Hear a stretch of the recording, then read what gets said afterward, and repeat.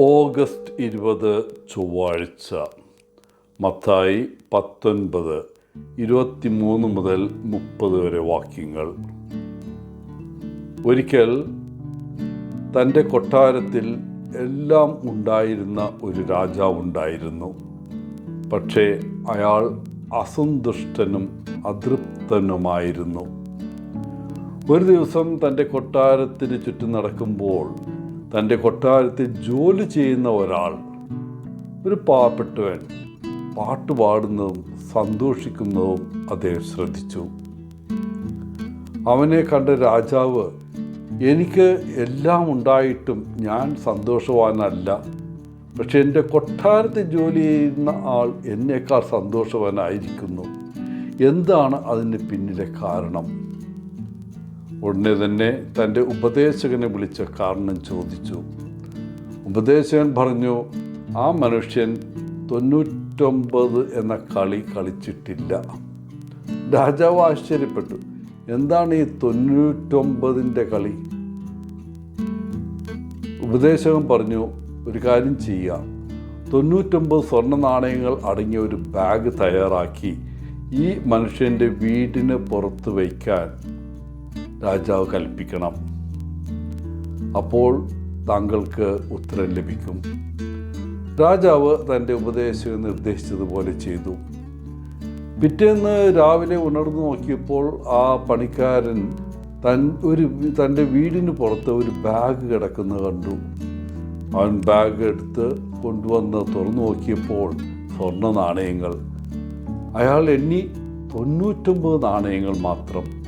വീണ്ടും എണ്ണി നോക്കിയെങ്കിലും 99 എണ്ണമേ കണ്ടുള്ളൂ. അപ്പോൾ ഒരു നാണയം എവിടെയെങ്കിലും വീണതായിരിക്കണം, കാരണം 100 തീർച്ചയായിട്ടും ഉണ്ടായിരുന്നിരിക്കണം, അല്ലെങ്കിൽ ആരെങ്കിലും മോഷ്ടിച്ചതായിരിക്കണം. 100 നാണയങ്ങൾ ഉണ്ടാക്കാൻ അന്ന് മുതൽ അവൻ കഷ്ടപ്പെടാൻ തുടങ്ങി. അന്ന് രാത്രി മുതൽ അവന് ഉറങ്ങാൻ കഴിഞ്ഞില്ല. അവൻ പാട്ട് പാടുന്നത് നിർത്തി. നഷ്ടപ്പെട്ട നാണയത്തെക്കുറിച്ചും ഇതിനകം കിട്ടിയത് നഷ്ടപ്പെടുമോ എന്ന വേവലാതിയും ഓർത്ത് അവൻ വിഷമിച്ചു.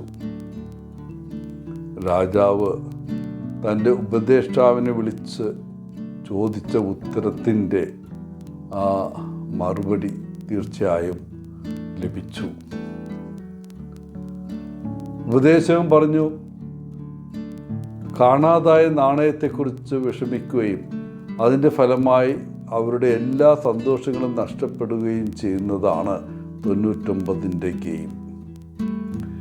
ഇന്നത്തെ സുവിശേഷത്തിൽ യേശു തൻ്റെ ശിഷ്യന്മാരോട് പറയുന്നു, ഒരു ധനികൻ ദൈവരാജ്യത്തിൽ പ്രവേശിക്കുന്നതിനേക്കാൾ എളുപ്പം ഒട്ടകം സൂചിക്കുഴയിലൂടെ കടക്കുന്നതാണ്.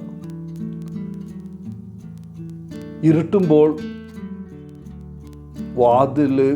നഗരവാതിലുകളുടെ ഗേറ്റ് പൂട്ടും. അപ്പോൾ ആളുകൾക്ക് പുറത്തു പോകാനും അകത്തേക്ക് വരാനും ഇടുങ്ങിയതും താഴ്ന്നതുമായ കവാടങ്ങളുണ്ട്. സാധാരണ വലിപ്പമുള്ള ഒരാൾക്ക് ഈ ഗേറ്റിലൂടെ കടക്കാൻ അല്പം താഴേണ്ടി വരും. ഒരു ഒട്ടകത്തിന് അക്ഷരാർത്ഥത്തിൽ മുട്ടുകുത്തി ഗേറ്റിലൂടെ ഇഴയേണ്ടി വരും. പ്രിയപ്പെട്ടവരെ, ഇന്ന് സ്വയം ചോദിക്കുക, എൻ്റെ ജീവിതത്തിലെ സമ്പത്ത് എന്താണ്?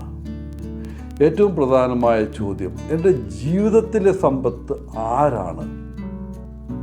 എൻ്റെ സമ്പത്ത് ആരാണ്? അല്ലെങ്കിൽ അതെന്താണ്? നിങ്ങൾ സാമ്പത്തികമായി ബുദ്ധിമുട്ടുന്നുണ്ടെങ്കിലും നിങ്ങളുടെ ജീവിതത്തിൽ സമൃദ്ധമായ സമ്പത്ത് ദൈവം നിങ്ങൾക്ക് നൽകുന്നുണ്ട്. അതിന് ദൈവത്തിന് നന്ദി പറയാൻ സമയമെടുക്കുക. മറ്റുള്ളവരുടെ സാന്നിധ്യം, അവരുടെ കരുതൽ, അവരുടെ സ്നേഹം എന്നിവയാൽ നിങ്ങളുടെ ജീവിതത്തെ സമ്പന്നമാക്കുന്ന ആളുകളോട് നന്ദി പറയുക. ഈ ഭൂമിയിലെ സൗന്ദര്യത്തിനും കുട്ടികളുടെ ചിരിക്കും പൂക്കൾക്കും നിങ്ങൾക്ക് സന്തോഷവും സമാധാനം തരുന്ന എന്തിനും നന്ദി പറയുക. പ്രിയപ്പെട്ടവർ, നമ്മൾ എത്രയോ സമ്പന്നരാണ്. ഈ ഐശ്വര്യത്തെ, ഈ സമ്പത്തിനെ നാം നിസ്സാരമായി കാണാതിരിക്കുക.